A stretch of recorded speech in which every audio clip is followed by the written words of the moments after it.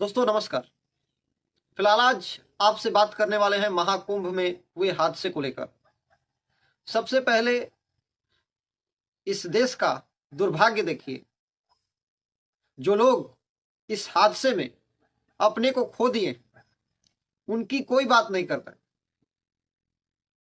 दो पार्टियों के बीच जंग छिड़ी हुई और निशाने पर बीजेपी है और बीजेपी को लोग और कुछ विरोधी पार्टियां अरे हाथ लेकर तमाम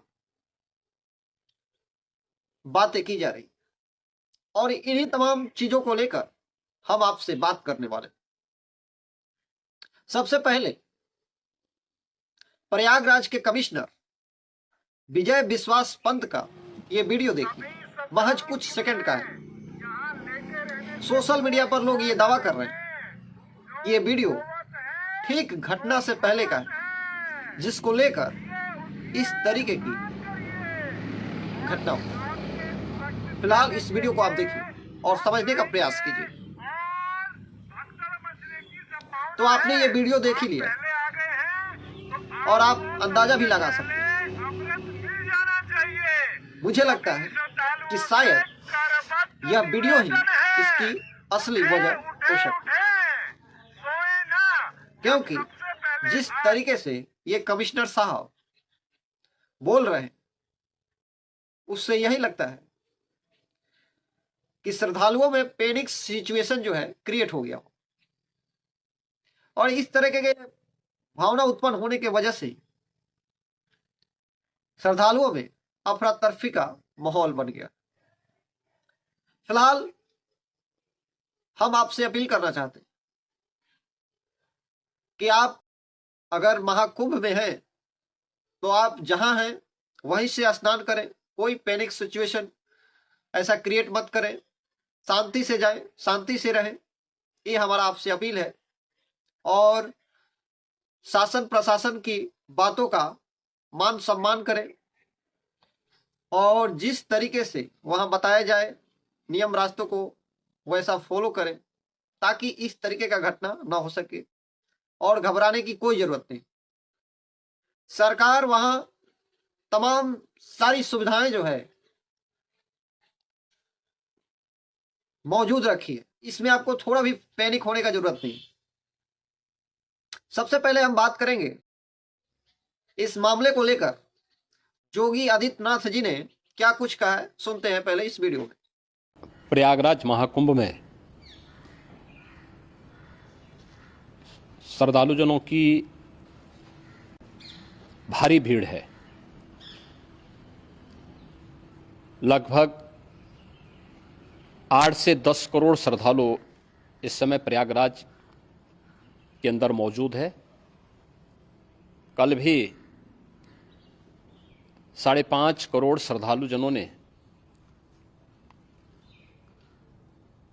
महाकुंभ का स्नान किया था। ये जो भारी दबाव श्रद्धालुजनों के कारण और श्रद्धालुओं के संगम नोच पर जाने के कारण वहाँ पर एक बना हुआ है, लेकिन पूरा प्रशासन मौके पे वहाँ मौजूद है। रात्रि को 1 से 2 बजे के बीच में अखाड़ा मार्ग पर, जहाँ पे अखाड़ों के अमृत स्नान के दृश्य से बैरिकेड्स भी किए गए थे, तो बैरिकेड्स को फांद करके आने में कुछ श्रद्धालु गंभीर रूप से घायल हुए हैं।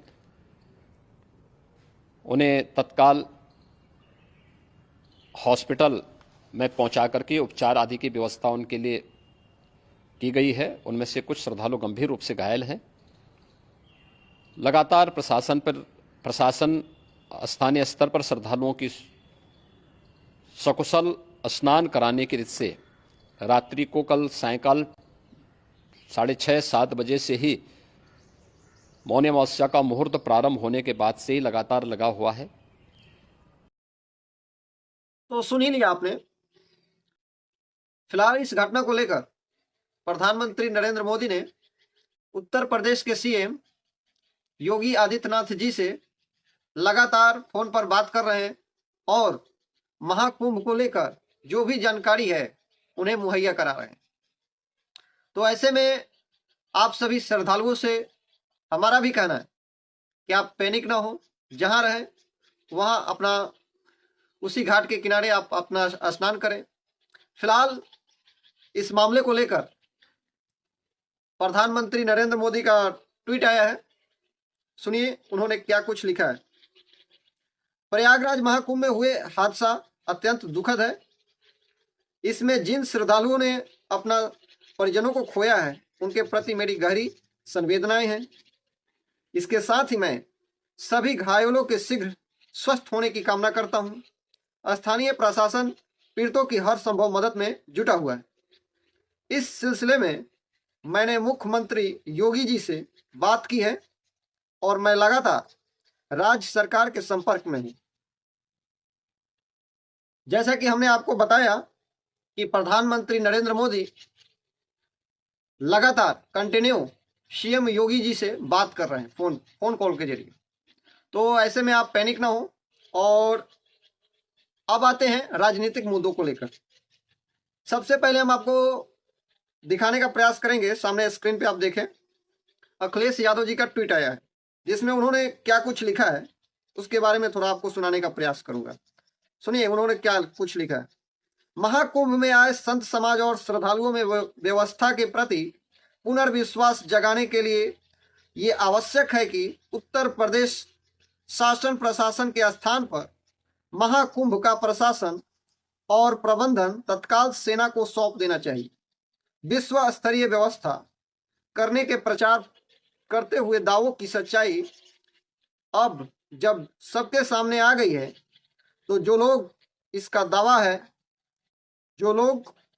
इसका दावा और मिथ्या प्रचार कर रहे थे उन्हें इस हादसे में हत हुए लोगों की नैतिक जिम्मेदारी लेते हुए अपना पद त्याग देना चाहिए।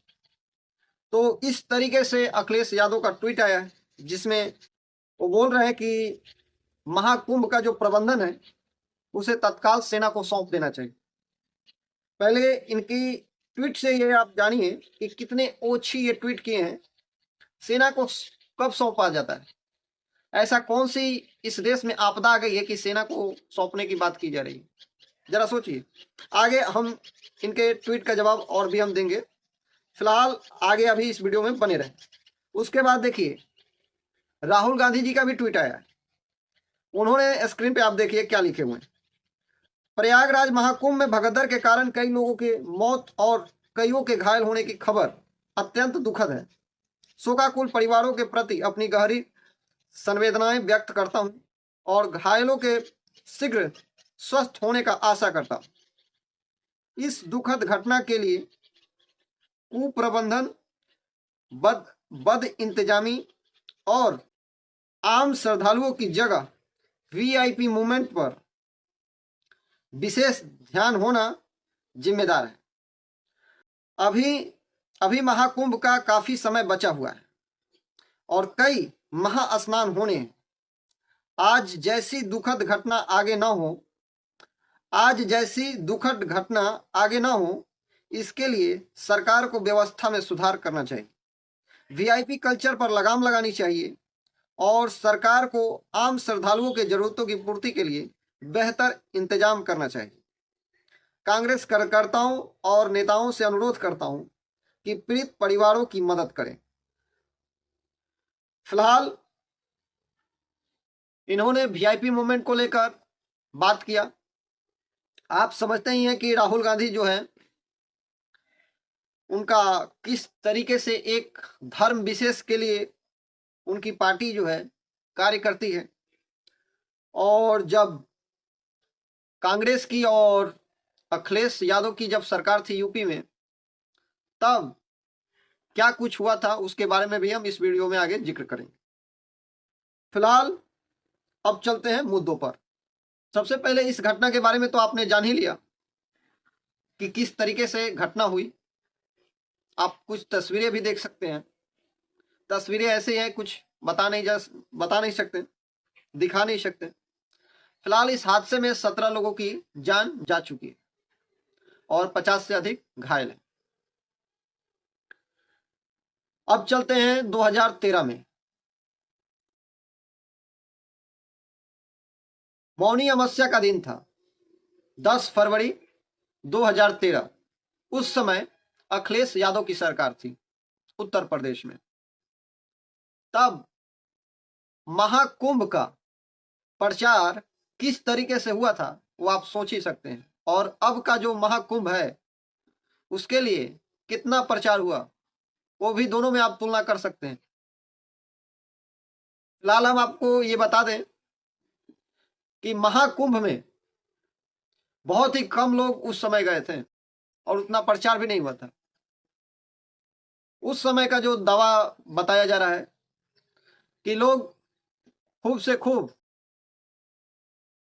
1 से 1.5 करोड़ के आसपास लोग वहां गए थे।